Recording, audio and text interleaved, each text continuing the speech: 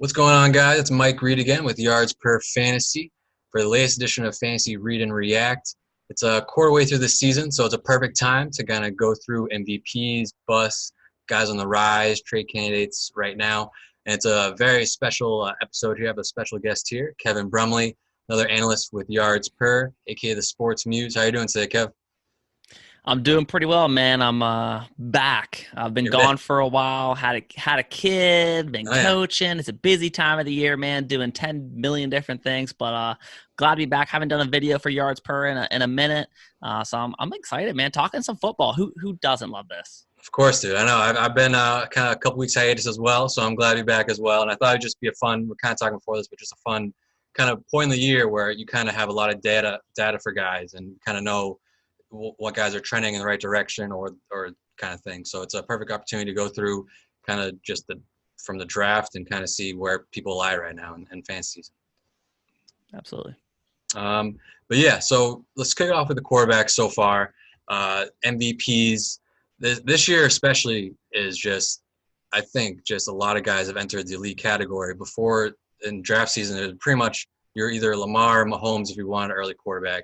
And now there's that second tier of guys who were available in like, I want to say the sixth, seventh round range that have kind of just completely blew up so far these 4 weeks. And I want to kick off with one guy in particular who I think so far is the MVP of fantasy, and that's Josh Allen, because he went after the second tier guys. You could have got Josh Allen probably ninth, 10th round in some cases. I know you like him as well, so you can start. But Josh Allen, what do you think of him so far? You know what? A wise man once said that Josh Allen was a dark horse MVP candidate. Oh, wait 1 second. That Yeah. smart man was nah. So no, Josh Allen was an interesting guy because he always has that rushing floor, which is Yep. nice. And oddly enough, he actually hasn't run the ball a ton as far as yardage goes. He's been putting up rushing touchdowns, which is nice because, I know some people were saying the analytics were kind of skewed to he wasn't necessarily their goal line back, that they were giving Frank Gore shots on the goal line. He just happened they're not putting it in. So Josh Allen was the guy getting it. Well, he's still getting rushing touchdowns. He's throwing the ball well. I thought his passing game, it was either kind of put up or shut up time for him with the addition of Diggs. I didn't expect Diggs to do this. I mean, he's tied in the league lead for receiving yards, but I knew it would help. Cole Beasley's a nice security blanket. Smoke's nice over the top, but Diggs can do both things extremely well. And we're seeing the best Josh Allen. Now, does he still have head-scratching moments during the game? Yeah, like last week he took a brutal sack to take him out of field goal range to take it to a 3-score game. But, you're going to have that. But, Josh Allen's looked really, really great. And he still has that tough back half of the season. So you do have to be aware of that. If he starts to drift, maybe he's a trade high candidate right now. Yeah, for sure. I mean, Allen right now is QB3, and his finishes each week, the first 4 weeks, are 3, 3, 3, 6. So he's just been consistently great and putting up big numbers for anyone who's drafted him in a really good spot too. Like I said, he was kind of in that third tier guys. He was like around 10 if you start targeting quarterback. He was like the guy that had the most upside, and he's showing it as well, especially like you said with the passing upside now. He's been really tremendous. Then a couple other guys who I think are kind of in the same elite tier right now that have jumped up to the Lamar Mahomes tier. In no particular order, but Russell Wilson, Dak Prescott, and Kyler Murray. If you have any of those three guys right there, they all went pretty much in the same range. I would say 6th, 7th round for those three. If you have any of those three, your team is probably really good. In particular, I was in on Kyler. He was my guy coming into the season. I got him everywhere on pretty much all my redraft teams. But Russell Wilson and Dak Prescott as well are both MVP candidates so far. What do you think of those three? Yeah, Dak's that guy who I would definitely, depending on your league of how smart your league is, sometimes we're in leagues where people make some real questionable moves, and that's the league I would really try if I had Dak Prescott to really try to trade him for top dollar. Right, yeah. The defense is absolutely horrendous in Dallas, and he's putting up silly numbers because of that. Right. I don't even say like maybe he can't, but there's no way he can keep up this pace as far as the yards he's putting up per game. Yep. A lot of it's garbage time. They're down by 20, 30 points, and he's putting up these numbers. So he's a guy who he'll be good the rest of the season, but he's not going to be the top fantasy quarterback like he is right now. He's a guy that I imagine will probably fall somewhere in that, 4 to 7 range as the season goes on. But if you can get a good price for him and pick up, maybe, you try to get somebody like, I don't know, maybe a Watson, if, flipping for a Watson for somebody who's not very smart, because Watson's down at quarterback 13 right now. And then if you can get another little kicker, I mean, that's not a bad move right now. Yeah. No, like you said, like a lot of his points so far are just the fact where they get in these crazy kind of deficits and just have to throw the rest of the game. In particular, the past, 3 weeks has just been insane. 47 attempts, 57 attempts, and 58 last week versus the Browns. So a lot of it has come in garbage time, but like you said, the defense is that bad. So it's really inflating his passing numbers. I think right now I saw he's like on pace for like 6,000 passing yards or something like crazy like that. Definitely not stay water right there. But yeah, and then Russell is just absolutely like everyone started talking about like just let Russ cook. That was like the big thing everyone was saying, and it is pretty spectacular to see. He's on like another level right now. I think with like quarterbacks right now, he's been just amazing. Yeah, he's been putting up unprecedented touchdown numbers. Now, of course, that will have to fall over time, but he's still just a fantastic quarterback. For those of you who are just kind of fantasy guys that don't necessarily follow like the game of football too much, is Seattle does have a lot of holes on that team. So, Russ is still going to be throwing the ball because that defense isn't fantastic. So Russ is a guy who's a fantastic player who's in kind of a perfect situation as far as Seattle needs him to put up those kinds of numbers. And Dak makes me worry a little bit as far as that goes, because you could say the same thing about him. As he's nowhere near that Russ Wilson level as far as talent. And here's a question I want to ask you: is there a quarterback or two that have really disappointed you this year that maybe you drafted or really underperformed to what you think? Yeah, so I think we talked about this like when I joined Yards Per. So I'm a Ravens guy and you're a Steelers guy. So we have a little rivalry here, but I have a few guys on like my kind of disappointments list right now that it's going to hurt for me to say, but it's Lamar. I think is just not like taking a step back, but he definitely hasn't for fantasy wise. Like he has not been what you drafted him to be.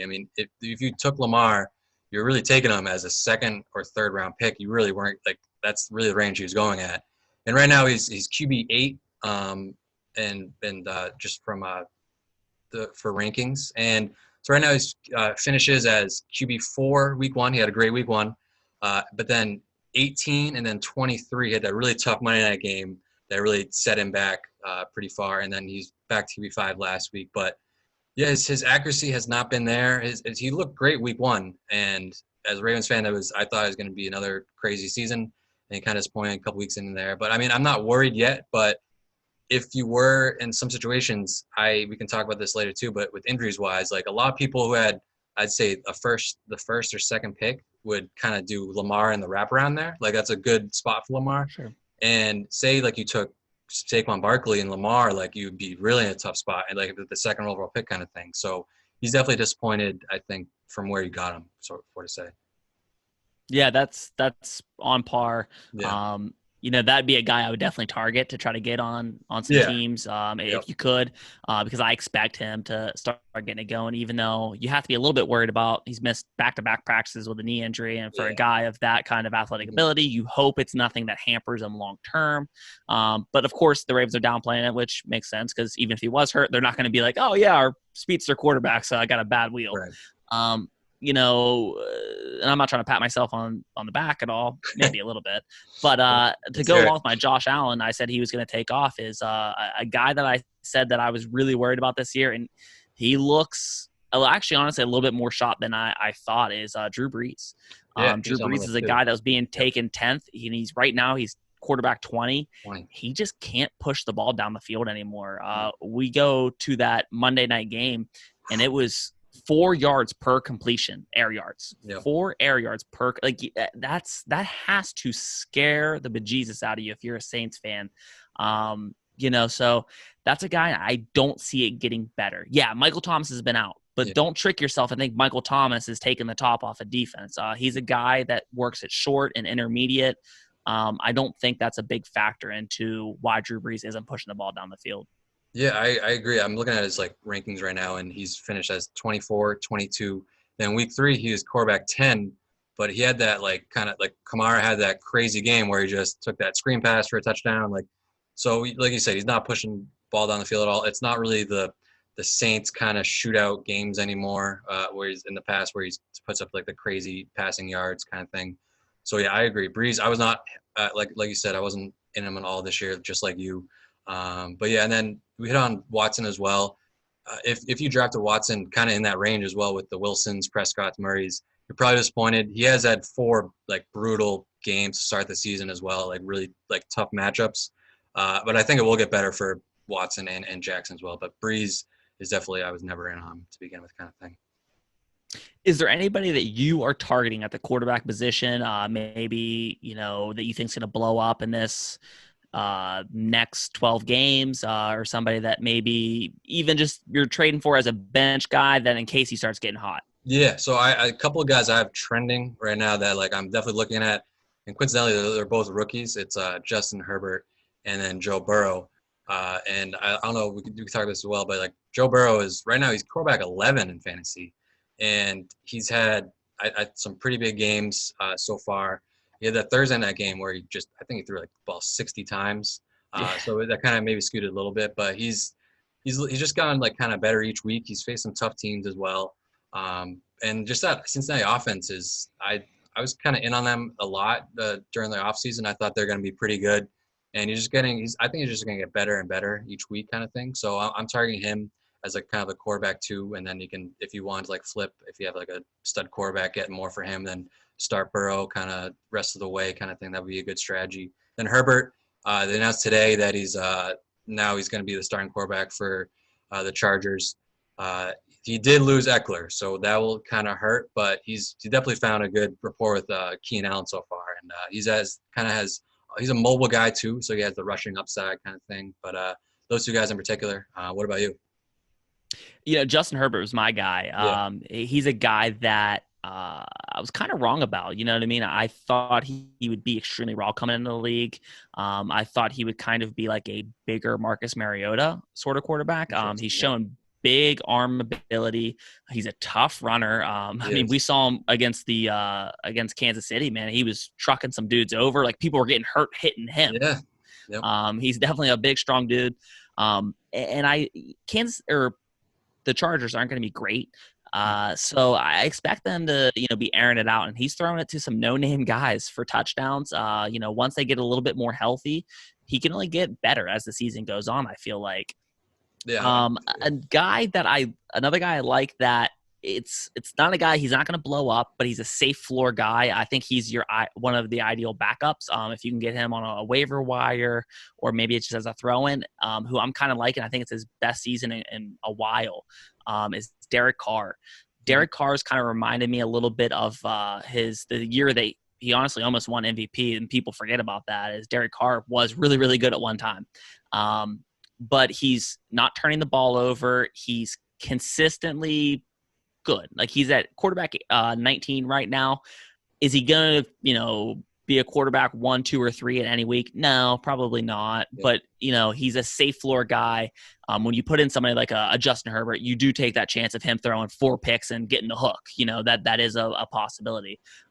Carr, I think's just a nice, a nice backup to have. But other than that, there's other guys that you can take risk on. The most, you can go with a Baker Mayfield as a risk guy. I don't particularly like it. Ben Roethlisberger is sitting at quarterback 23 right now.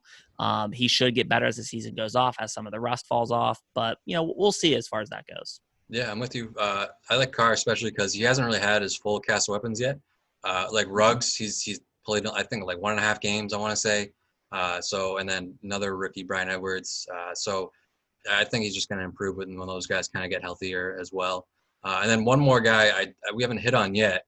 And I wasn't really interested in him at all this year. I'm curious to see what you think. But Aaron Rodgers has just been pretty awesome so far through 4 weeks. He's quarterback 6.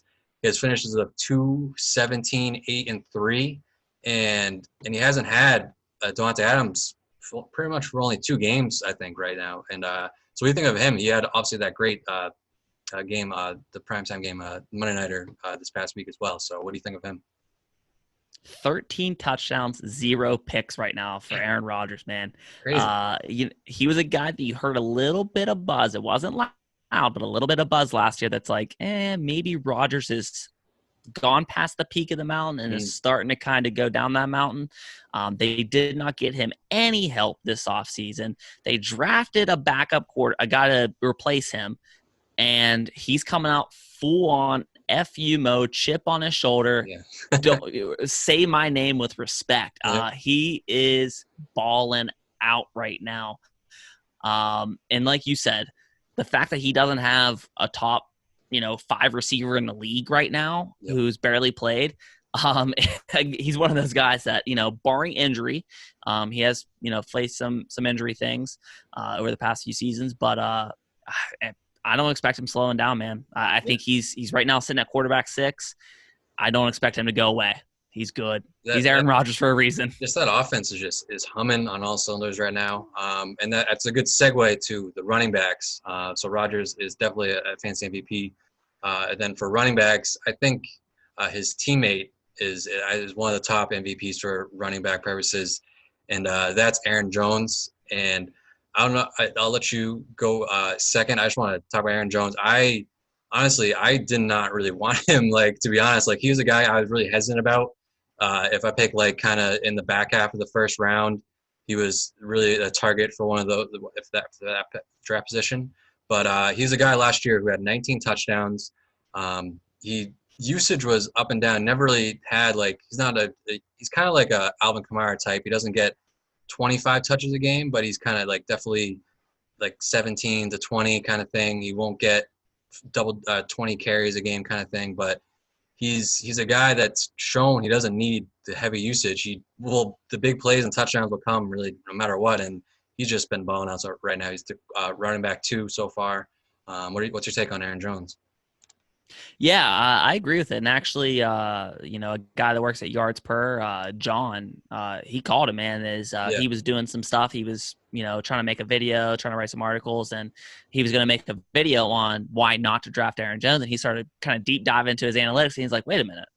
I do want Aaron Jones. He was like, I'm going to start seeking Aaron Jones, and he nailed it. Aaron Jones has been great this season. Everyone's like, oh, he's going to have a huge regression because of, how touchdown dependent he was last year. He's just stepped it up another gear. People thought he was going to lose some touches to AJ Dillon. But yeah, he's looked fantastic. Definitely a huge weapon for Aaron Rodgers. Yeah. And another reason why, because AJ Dillon, they drafted him in the second round. It's kind of thing similar to Rodgers. They didn't give him weapons, so no one really expected much of him. And then AJ Dillon, you don't draft a running back in the second round if you're really not going to use him, and he's barely even seen the field. Jamal Williams had just more usage on him than on Monday night kind of thing. So it's just been Aaron Jones's show in the backfield, that insane blow-up game versus the Lions. Was it week 3, I think, week 2 or 3. But, yeah, he's definitely MVP so far. And then a couple other guys who've been pretty awesome is in particular, I don't think anyone saw it coming. I wasn't – when he became the starting running back, I don't think really anyone knew he would be this good, is James Robinson. Right now he's the running back 6, and he's a guy that you pretty much got for free. It depends on when the Leonard Fournette news, when he drafted, after either – pre or before Leonard Fournette getting released. But either way, James Robinson really wasn't on really a lot of people's radar until right around probably after week 1, because he's been so consistent so far. He has games of week 1 wasn't his best, so running back 34, but he had 9, and then he had that really good Thursday night game versus Miami. He was running back 4 that week. But yeah, James Robinson, what do you think about him? Yeah, he's definitely been one of those guys, like you said, depending on when you drafted, he was definitely just fell into your lap. Because even on the waiver wire, let's say you drafted after the Leonard Fournette thing, I don't know if I would have drafted him, because I'd have been like, probably Chris Thompson's just going to catch the ball more times than not, and they're probably just going to throw a ton with Gardner. No, he's been like legitimately good. Like not like, oh, he's had a lucky run here. Like he's been legitimately a good back. Exactly. And yeah, he's definitely been one of those guys where, I mean, that's a league winner right there. When you have a player playing that well, who's even, like I said, even after the news, probably either was drafted super late or not drafted at all. That's big time. That's huge for leagues. Yeah.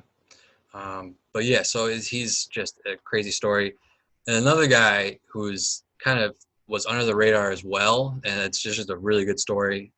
Comeback story is Jerick McKinnon.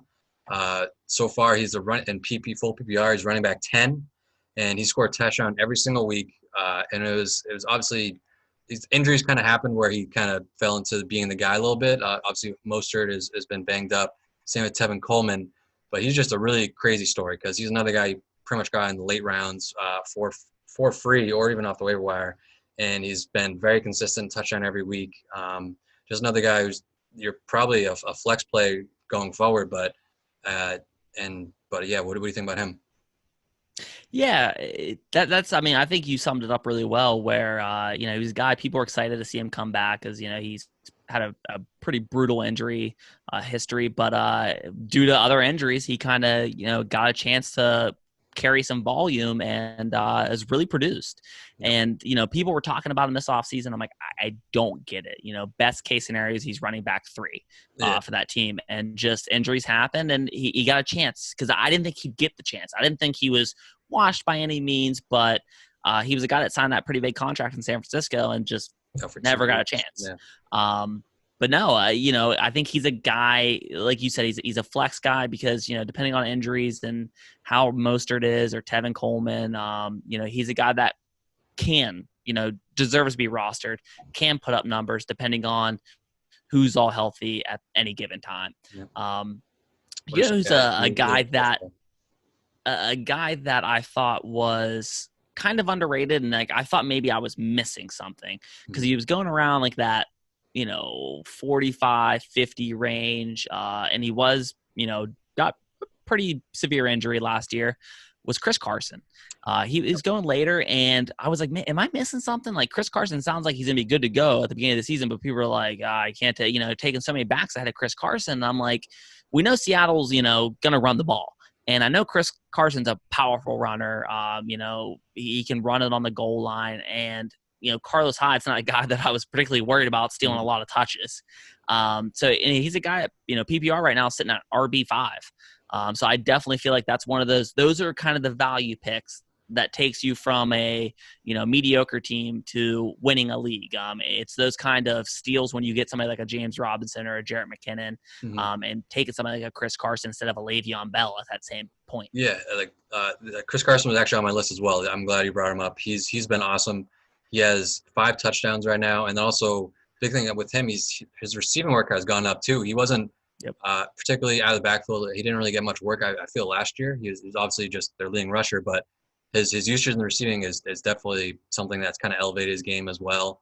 He hasn't had his leading rushing game right now is just 80 yards. But, I mean, he's been just in the passing game especially, he's been awesome. So, yeah, he's a great RB1 you got at a 4th round price, so he's been awesome so far. I'm with you completely. Who's some guys that you're a little disappointed with so far? I mean, it's been tough. Like we kind of can divide between injuries and just poor play. Like obviously the injuries to Barkley and C-Mac and now Eckler and Chubb were just crazy game changers for a lot of teams. But guys who've actually played and really disappointed I think the big one is Kenyan Drake. I thankfully have no shares of him. I remember you saying in a video you won, I think nothing to do with him, like a 10-foot pole or something like that. So you can talk about him if you want first. Well, I was just baffled.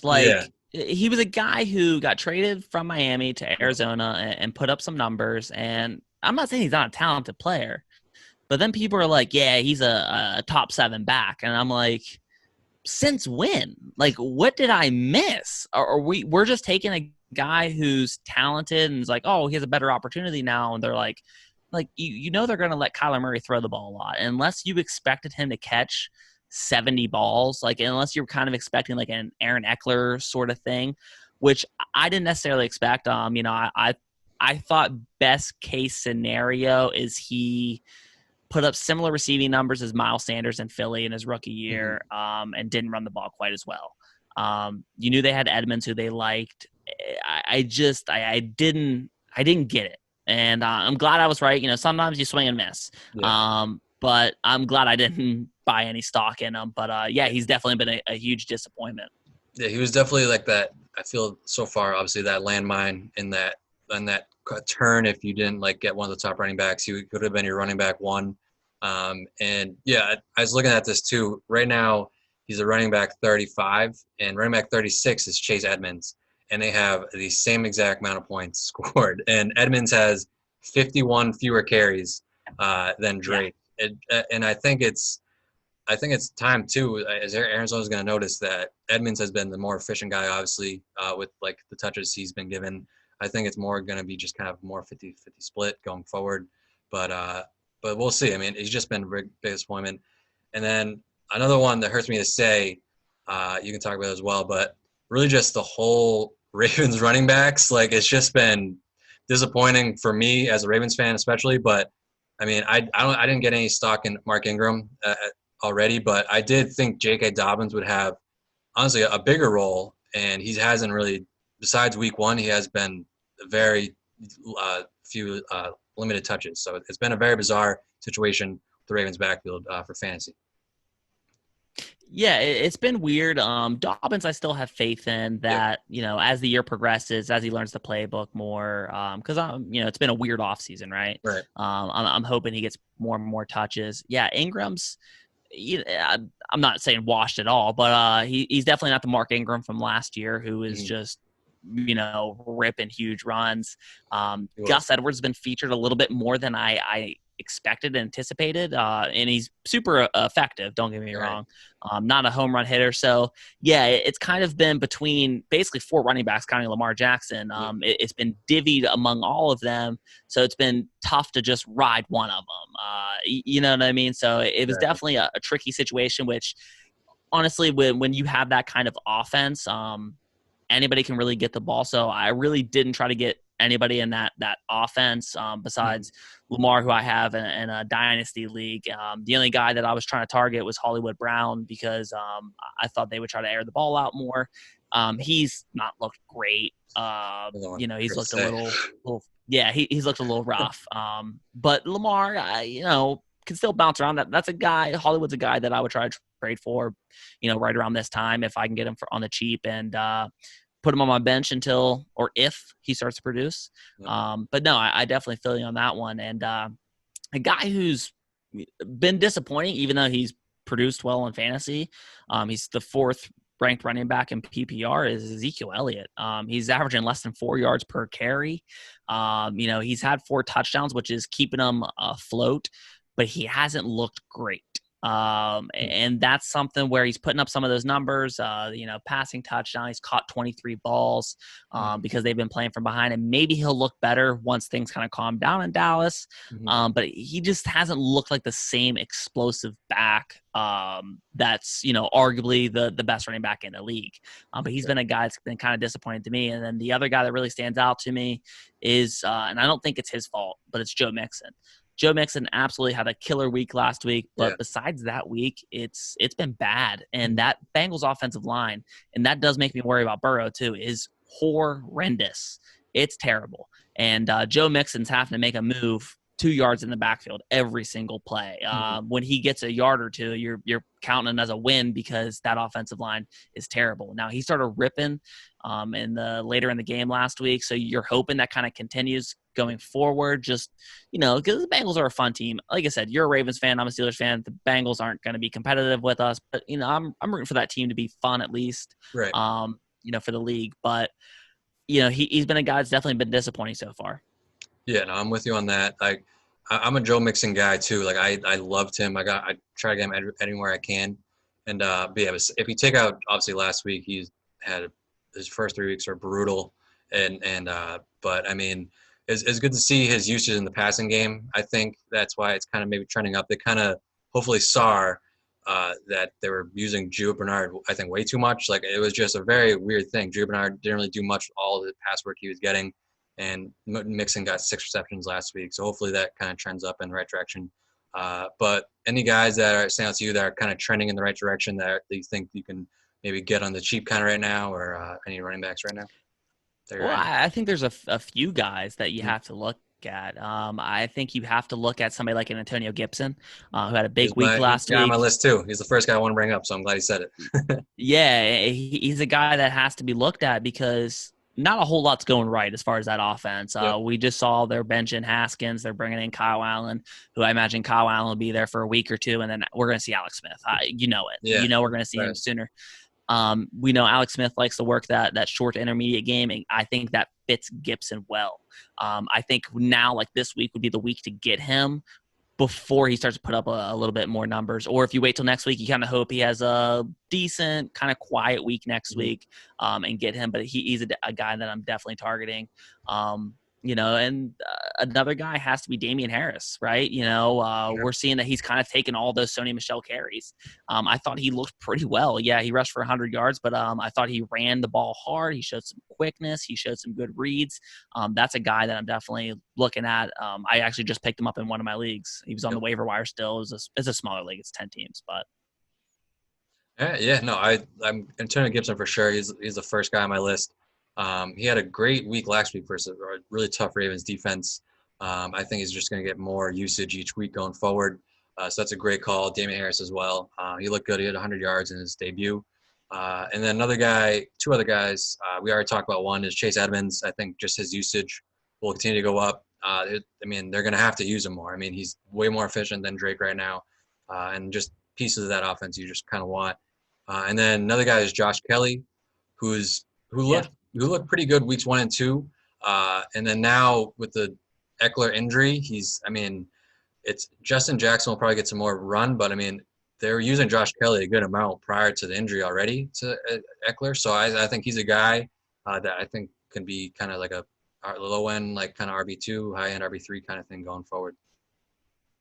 And two guys that I would kind of target that are bigger names, you're gonna have to pay past what their production is one's Miles Sanders. He's only scored 1 touchdown so far, but he's a guy that I expect to start picking it up a little bit in the passing game and in the rushing department. And a guy that I would target just because of the inactivity of the team is Derrick Henry. I think some owners are going to start getting tired of being like, I don't know what's going on with Tennessee, and they're not playing back-to-back weeks, and it doesn't sound like they're playing this week. Right. Might get frustrated, and you might be able to be like, hey, listen, I'll give you this person who's producing well, as a throw-in and, a few other pieces, and get somebody like a Derrick Henry who, was the league leading rusher last year. Yeah. Is a touchdown machine. So that's somebody, depending on the league, like I said, is a guy that I would maybe target. I'm with you on that. I'm the biggest Miles Sanders guy. I have him on pretty much every single team. So I'm definitely not giving up on him. He hasn't really had like a crazy week 1. He actually had a pretty nice game, or the first week he was active. So that's week 2. But he's come off a disappointing kind of game versus the 49ers. But that's a really good rush defense. Sure. So I think, me particularly, I already have him, so I don't have to literally kind of go after him kind of thing. But Derrick Henry is another one. He literally might have another bye this week, or they may have to forfeit kind of thing. So it's not really a bye, but that's a really good call for sure. Hop into wide receivers. Who are some guys that have just been standout as kind of just MVP so far for you? That's the wide receiver position's really blowing up. You look at somebody like Amari Cooper has really started to eat after they've been down so much. He's been the recipient of all these late touchdown throws and these late yardage. A guy who I think's really started to take the step is somebody like a DK Metcalf. He wasn't being drafted low, but he was, wasn't an elite receiver, and he still isn't an elite receiver, but I think he's really starting to take that next step. He should have another touchdown because he threw away that one because he was loafing with the ball and they stripped him from behind. So, he's sitting at wide receiver 8 right now with 72 points. You give him that touchdown, that bumps him up to a top 5 wide receiver on that play. So yeah, he's definitely a guy that has really started to turn some heads. Robbie Anderson is a guy who, I on my channel I did a team by team breakdown for this coming season, and I caught a lot of static when I broke down the Jets because I'm like, I don't understand why they got rid of Robbie Anderson. I'm not saying Robbie Anderson's God's gift, but I'm saying Robbie Anderson's a solid receiver, and there's nobody for the New York Jets that can do what Robbie Anderson does. And they just let him walk to Carolina. Now, did I expect him to be a top 10 wide receiver in PPR? No. Crazy. But he's been a guy who's really, stepped up. He's gotten some of those targets after Christian McCaffrey went out. So I think he's been one of those definitely help teams maybe, lead their league right now. Yeah. No, you hit on the guys I want to talk about already. Cooper especially. He's wide receiver 1 right now in PPR. And the thing about Cooper, his kind of portray the past couple of years has been he's either boom or bust, really. You're getting 25 points plus for a week, and then another week he's down in the single digits. It's kind of just he has really 8 unbelievable games and kind of 8 middle games. He's been so consistent this year, and he's been just so heavily targeted. Obviously, it gets skewed with just the comebacks the Cowboys have to do, but Cooper has been really outstanding so far. Then you are hit on Metcalf and Robbie Anderson. Another guy who's been awesome. I mean, first 3 weeks has been awesome, and then last week, he couldn't get worse. But Calvin Ridley, he's been awesome so far for the Falcons. He was, I think, the wide receiver 1 week 1, and then 2, I think week 2 or vice versa kind of thing. So he blew up the first 2 weeks, and then last week obviously had that the goose egg on Monday night, which was a very bizarre game to begin with. He kind of I think I was limited snap as well. So, but he's a guy that's really taken the next step. A lot of people thought he'd be this year's Chris Godwin kind of thing, and he's definitely shown out so far. And if you can get him on the cheap after that goose egg, I'd definitely go after Ridley for sure. Yeah, and speaking of Calvin Ridley, I asked the question to Chris Harris. I asked him if he was worried about this going to be finally the year that Julio takes a slight step back, and it's different when you talk about a major injury, like somebody blows out their knee, like Saquon Barkley. But right now, Julio Jones sits at wide receiver 54, nagging injuries, which has kind of been his MO for a while now. But he seems like he's unable to play through them. When he is playing, he's not the Julio Jones who just is uncoverable, is an absolute machine. So that's definitely an interesting one. Just speaking of the Falcons, and Russell Gage is really starting to take a little bit of a step up as a third target, who might be a second target if Julio has to miss even more time. Yeah, no, for sure. And so I guess kind of on the flip side, a couple guys that have disappointed in particular is a guy I was really high on coming into the year, and that's DJ Moore. Just really, I think, a fantastic football player in general. I'm a big draft guy. I loved him coming out of Maryland. I really wanted the Ravens to get him too. He was a guy I really wanted the Ravens to He's draft. Like Steve Smith, right? Exactly. Yeah. He's so good after the catch. And then obviously this year I thought he's going to kind of level up to that wide receiver 1, and Robbie Anderson has come in and really drawn the attention. It's a very bizarre situation in Carolina. What do you think about DJ Moore right now going forward? He does have a really good matchup coming up this week. So would this be the week kind of he blows up a little bit? Yeah, he's definitely a guy that same thing. I liked him coming out of Maryland. Yep. I have him in dynasty football. He's a guy that I really like.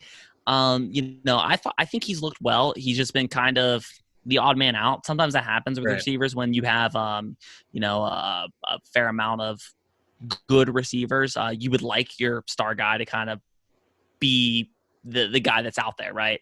But they have Curtis Samuel, they have Robbie Anderson, they have DJ Moore, and kind of right now he's the odd guy out. And if you're somebody who owns stock in DJ Moore, which I do, you're just hoping that it's part of the system right now, and he'll start getting open, he'll start getting the ball. I'm not overly worried right now, but it is frustrating as a DJ Moore owner. A guy that's kind of disappointed for me is let's see. I had him. Sorry. No you worries. can edit this out. Oh shit. Where?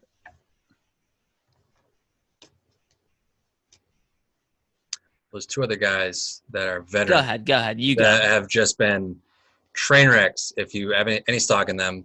And I think we kind of have these guys. I have no shares in them, luckily. I didn't want anything to do with them either. They're both kind of on their back years, and that's T.Y. Hilton and Aj Green.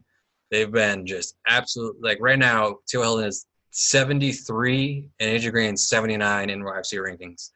I knew they were bad, but I didn't realize they were that bad.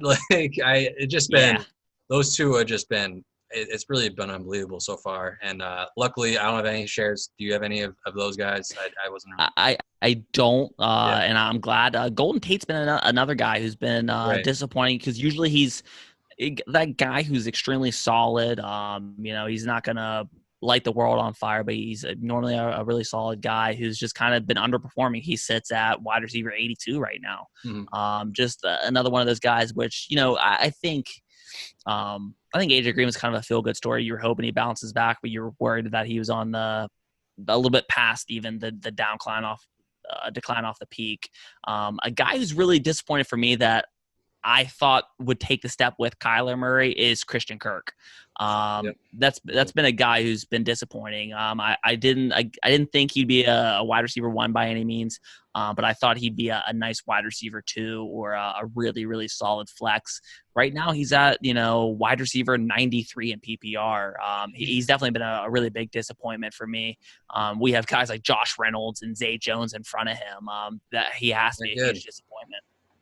Yeah, no, I'm with you for sure. Like I said, I was all in on Kyler this year, so I really thought Kirk would step up in a big way, kind of to elevate Kyler, and it's really just been all Hopkins. It's been all Hopkins, and then it's all Kyler rushing. And Christian Kirk, it's been a very bizarre situation. He kind of was banged up, I think, too. He kind of was hurt.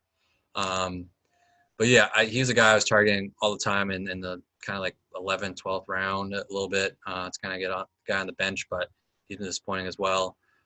Is there any guys that are trending up in the right direction? I have a couple in particular that are both young. What about you so far? So the guys that I'm kind of looking at, maybe I don't even want to say, I don't like to use the word trending as much as, trade targets. Mm-hmm. Somebody like a Will Fuller, who people are still pretty terrified of him getting injured. Yeah. He's wide receiver 20 right now and just completely put up a goose egg because of injury against the Ravens. So, you factor in, let's say he just scored, average points. He only put up 8 points, let's say, against the Ravens. He'd be sitting at wide receiver, 16 instead of 20. He'd be a little bit better. And that's just saying he had an average week. A guy that I'm not backing down from it that I really, really love as a Steelers fan is Deontay Johnson, who's wide receiver 60 right now. He's a guy who the last week we saw Pittsburgh had a concussion, missed the entire second half and most of the second quarter. Yep. Last week didn't play because the Steelers didn't play.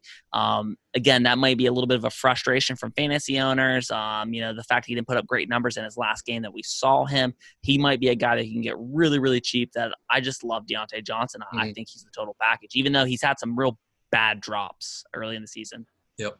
No, I'm pumped you brought up Deontay. I have him my one dynasty team, and I'm so pumped. I got him last year as a rookie, and he's just been because I knew the Steelers they're just so good. And it makes me mad as a Ravens fan, just so good at developing wide receivers. It's just insane. And Deontay, he really showed out the first couple weeks. Then he got hurt, like you said. So, yeah, he's a perfect kind of buy low kind of candidate because he hasn't played really in 2 weeks now. And probably a lot of people forgot how good he was and how much usage he was getting the first couple weeks. So that's one for sure. That's a really good call. And then two guys in particular for me that have really shown out. They're both rookies. It's CeeDee Lamb and Justin Jefferson. And CeeDee Lamb especially, I love Michael Gallup, and I thought he was for sure going to be the number 2 again. But CeeDee Lamb, I think, has already kind of bumped him out and really has taken the reins as number 2 wide receiver in that offense. He's looked awesome. He had a really big blow-up game with 2 touchdowns last week. And then Jefferson, the same thing. Week 3, he dominated. And he's right now, those two are 16 and 21 respectively. And what do you think of those guys? Yeah, no, I'm definitely with you. We saw Jefferson have that monster week a few weeks ago. Like 180, I think. Yeah. Yeah, just a huge week. Kind of his coming out party because he was really, really quiet before then. Yep. But I kind of expect that now the ball's going to start rolling. And I don't expect him to kind of look back from that. Just two names that I want to kind of throw out there as guys that you might want to look at. One of them is a no-name guy who's, which are kind of the fun guys to try to get if you like them, because he doesn't have name value. So people are like, he's putting up numbers. He's probably just lucky. It's somebody like a Tim Patrick, because he's been consistent. He's been good. And it seems like Denver's trying to actively get him the ball. He's a big receiver. And that's the thing that I kind of look at is how much is unscripted plays where someone's getting a ball as compared to how much is it being drawn up for him to get that ball. It seems like they're trying to work Tim Patrick as in kind of replacing Cortland Sutton. Exactly. Because remember, Sutton's out the rest of the year. He's not coming back. So you don't have to worry about, someone stealing reps right now. Yeah, KJ is a little beat up right now, but they're not playing the same position. Even though they're both receivers, they're not playing the same position as far as receiver. And a guy who's been a little bit beat up, hasn't put up fantastic numbers when he's been in, is DJ Chark, who I really, really like. He's sitting at wide receiver 22 right now. Jacksonville's bad. Let's just be honest with you. And even though James Robinson's doing pretty well, they're going to be playing behind a lot. So I expect them to air the ball out. And DJ Chark's a guy that I think you might be able to get on the cheap right now. Yeah, no, those are good calls for sure. Tim Patrick looked really good last Thursday night versus the Jets. He's a bigger guy as well. But another guy who I think is a perfect kind of buy low candidate because he hasn't really played yet. He just played his first game last week, and that's Debo Samuel. He's one of my favorite wide receivers coming out a couple years ago. And the 49ers just know how to use him. And I don't know if you remember him last year, but he really came on the second half of the season, and they use him in just such an awesome fashion. They put him in reverse so many different ways, kind of thing. Just gave him the ball in his hands. He was really impactful during their Super Bowl run last year. But yeah, it was good to see too, because he only had 4 touches last week, but he had 45 yards and he had 8 fantasy points and barely any work. So I think his work is going to get more improved as he gets healthier, and I think he's going to be a perfect candidate right now before he kind of blows up to go target. Yeah, I'm with you 100%. I think he's the cheap version of A.J. Brown that you can get right now. I might even rather have Debo than A.J. Brown, to be honest with you. But I think he's that same kind of guy that's a physical specimen. He kind of reminds you of a young Golden Tate. Yeah, definitely a good call. So now let's move on to tight ends. And this has just been a weird year for tight ends. Like the young guys are breaking out, older guys disappointing. It's just been a kind of a crapshoot right now with tight ends. And there's one guy in particular that I want to bring up that's been really good, but now he's hurt, and that's Noah Fant, who's been awesome. But now I don't know exact injury. I don't know if you have it at the top of your head as well, but he got hurt in the Thursday night game versus the Jets. But prior to that, he's been the tight end 4, and he was that kind of that late round kind of breakout tight end. So we'll see kind of what his usage is, but Noah Fant was a guy I really want to bring up, but it's going to be weird if he's kind of hurt kind of thing going forward. Yeah, you're hoping, and the fact that he got to the silence and they carted him out in that Thursday night game, I was really worried. I have him in one of my leagues, but it seems like he's not going to play this week, but he's kind of like a late scratch this week, where it wasn't just right from the jump of he's not playing. So right. Which shows me that maybe this week he doesn't play, maybe next week he maybe plays, maybe doesn't play, but he's not out too long, which makes me feel a lot better. As soon as you see the cart, you always worry that it's exactly. Something that's, if he doesn't miss the entire season, it's going to be something that lingers a large portion of the season. A guy that I think he's playing to his rank, a guy that I was low on, and I always like to admit when I'm wrong, eat a little crow, is Tyler Higby. I think's looked good. You know what I mean? He started to come on stronger after a little bit of a slow start. Yep. He's been a guy who the Rams have started to draw some stuff up for, and he's putting it to good use. Mm-hmm. So that's been a guy who I think's living up to his rank. That like I said, I like to admit when I'm wrong. And a guy that I like, who I think was in that same Noah Fant range as far as maybe this year's Mark Andrews, who I'd like, who started to slow down a little bit, but I'm still a fan of, is Mike Gesicki. Just a really athletic guy who's kind of really starting to get his legs underneath him after his third year. But that's a guy that I like. But to kind of jump to a huge disappointment this year, to me, it has to be Zach Ertz. Zach Ertz is running back, tight end 16 right now. Brutal. He's really done nothing. Goddard went out. He still hasn't done anything. Nope. I don't know. We have MIA, Zach Ertz missing in action. I don't know where he went. I was looking today. I think his like yards per catch or like yards after catch is like the lowest it's ever been. Like he just doesn't. If he doesn't get you a touchdown, you're getting really nothing from Zach Ertz right now. It's really sad to see, and just really that whole Philly kind of passing game is just a mess right now. And yeah, you're right. Zach Ertz has just been such a disappointment because he really was. I mean, a lot of people thought he's probably like a top 4 tight end. So you probably draft him in the 4th round, probably at like the highest or lowest kind of thing. So if you draft him in the 4th round, you missed out on a really good wide receiver running back. So you're kind of in a really tough spot with Zach Ertz. Another guy who's really disappointed is Evan Ingram. I think he's 22 right now for tight ends. A lot of people I was wrong on that one too. Yeah, a lot of people thought like he's an athletic freak. He's glorified wide receiver, and it's just been a tough year for the Giants in general. I mean, they had the Barkley injury, and Dillon Jones hasn't really leveled up a little bit, but yes, that passing game in general hasn't been strong. So it's another one that's kind of been a lot of people thought it would kind of break out, but yeah, it's just been a tough year with the tight ends. And Austin Hooper, Rob Gronkowski, a couple other guys that were thought of being important pieces to their offense. Gronk right now is tight end 36. I'm really happy I didn't want anything to do with Gronk, but I mean, maybe right now with OJ Howard, he just kind of got hurt, so Gronk might step up a little bit going forward. Yeah, Ingram, just looking at it, he's been targeted the 3rd most of any tight end in the league. The 2 in front of him are Waller and Kelsey, and he has 17 catches, so barely over 50% completion going his way. Just a huge disappointment. Dropped some easy balls, and it just doesn't seem like he's a guy who – maybe it's the Giants, maybe it's him, just doesn't know how to use his athleticism to, really work the field. A guy that I like, that really started seeing some more action, and I expected to get more and more and more, and he's a touchdown guy, is Eric Ebron. We saw Ben really start to work the ball to him this last week the Steelers played. He's tight end 26 right now. Again, he could be a guy you get off the waiver wire. He could be a guy you get as a throw-in for a different trade. Sure. But he's a guy that I do like. I expect the Steelers to start running the ball more.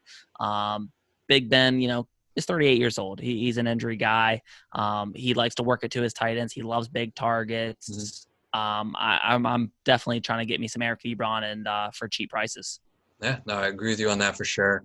Another guy is Ally Cox, who's just been I liked him because I have him on Dynasty. I took him like so late last year, and I just remember because I listen to the fantasy footballers, and they always talk about Ally Cox being just like the biggest human being in the world, but due to injury, he's been actually pretty good for fantasy. He had week 2, he had 111 yards, and then he followed up with 2 weeks of touchdowns. So he's an important part of the Indy offense with the injuries. Obviously, T.Y. Hilton's not doing much. Pittman's been hurt. Doyle's been hurt. So it's I think he's definitely a good target as a tight end too going forward as well. Oh, I'm definitely with you. And I just wanted to take a moment to let the Minnesota Vikings know that Irv Smith Jr. still plays for you guys. 6 targets, 2 catches. I just want to let you know he didn't retire. He still plays professional football. Maybe you can utilize him. Just heads up. Yeah, that's one that's another head scratch. I mean, just the whole Viking kind of offense has just been bizarre. Like, Dalvin Cook's been good, but Irv Smith has been just not utilized at all. Kyle Rudolph's not even doing anything either, so it's just been a weird year for the Vikings. But, yeah, jeez. No, I'm with you. And before we wrap it up, just want to kind of jump to it because I'm pretty sure half the people at Yards Per hate me because I will not drop this Clyde Edwards-Helaire thing. Ooh, all right. Yeah, I remember talking to you about this in the chat. Let's hear your status right now on CH. So what I will say is I'm very, very, very shocked of how much they are using him. Edwards-Helaire, I actually just tweeted this earlier today to our boss, Alex, is Edwards-Helaire has had 85 touches so far this season. his rookie year, in the first 4 games of Saquon Barkley's career, he had 82 touches. So he's actually gotten more touches than Saquon Barkley, which really surprises me. I thought that they would kind of bring him along and he'd pick up as the season went, because the Chiefs are going to make the playoffs. The Chiefs are probably going to be a 1 seed, or a 2 seed at the worst. I thought they were just like, listen, let us get to the dance, and then we're going to do our thing. But they're really using him a lot, and whether they're trying to get him reps because he didn't have reps this offseason. But he's looked good, man. I tweeted last week or 2 weeks ago that he kind of reminds me of a slightly more agile and a slightly less powerful Ray Rice. So he kind of reminds me of, because he's a guy who just, he's slippery. You think he got him for 2 yards and he somehow slips through and gets 5. Yep. He hasn't hit any home runs yet. He catches the ball well. But he is running back 12, and he is, I believe, the 28th overall player, not counting quarterbacks, in full PPR. And people that said I was, the dumbest person in the world, that he was going to be a top 10 overall player. One of us is right, and it's not you. Let's put it that way. Yeah, no, TH has definitely been a hot button topic for sure. Like a lot of people had him as it could have been like the 5th overall pick in some leagues. And one of my leagues, he went number 5. I heard of a league that he went 1 overall. Oh man, it was an ESPN league. Like, I think Louis Riddick took him 1 overall. I mean, as long as you didn't take Saquon Barkley, I guess that's in hindsight, right now it's actually not looking that bad. But no, I think the big thing about CH, he hasn't been touchdown dependent yet, and he's still running back 12. Like you said, just the usage and touches he has is just awesome to see. And he only has 1 touchdown, which is the big thing for me. I think in just that offense, like, I'm surprised he only has 1 touchdown, but I think that bodes well for him going forward, kind of thing, that in such a high-powered offense, he only has 1 touchdown. And I think just there's going to start coming in bunches, honestly. So I think he's definitely a kind of if you can get him for a little bit cheaper right now, just because he hasn't really had a blow-up game yet, kind of thing. Oh, yeah, I'm with you. Besides week 1, he hasn't really – he's done really solid, but nothing blow up. And I expect him to start utilizing him in the pass game. He has 71 rushes right now as compared to 19 targets. I think they're going to start passing the ball more, which if you're in a PPR league, they're free points. But no, I think he's done really well, and he's actually a little bit better than what I thought he was. I thought he was a good player coming out of college, and like I said, my whole stance on him is I thought he would be around this range. I said I'd be comfortable drafting him in the teens, around that 20 mark, somewhere like that. And some people just absolutely thought I was maybe mentally challenged. But no, like I said, he's doing well. He's only put up 1 touchdown. Really, really good player on, one of the greatest offenses we've seen ever. So no, but I just wanted to throw that in there as a little joke. What's up, Z? Because Z got mad at me when I tweeted at him. Nah, no worries, dude. Yeah, no, it's definitely been a fun year so far. But yeah, unless you have anything else, that kind of wraps it up for sure. I'd love to start doing more of these each week. I mean, I know you're a busy guy now being a dad. But I'd love to kind of hop in more, kind of do some more previews kind of thing. No, if you guys want to see it, man, I'd love to come in every week. We do a little bit of week breakdown of, some of the daily fantasy guys we like and some of the starts and sits. I'd love to do it, man. Yeah. But, so I'm Mike Reid, obviously with Yards for Fantasy. Kevin Brumley, the Sports Muse. You can subscribe to him on YouTube. He has an awesome YouTube channel. But, yeah, that takes care of it this week. Good luck in week 5, everyone. But we'll be back soon. Give you more breakdown, Yards per Fantasy. Thanks for joining. See you soon.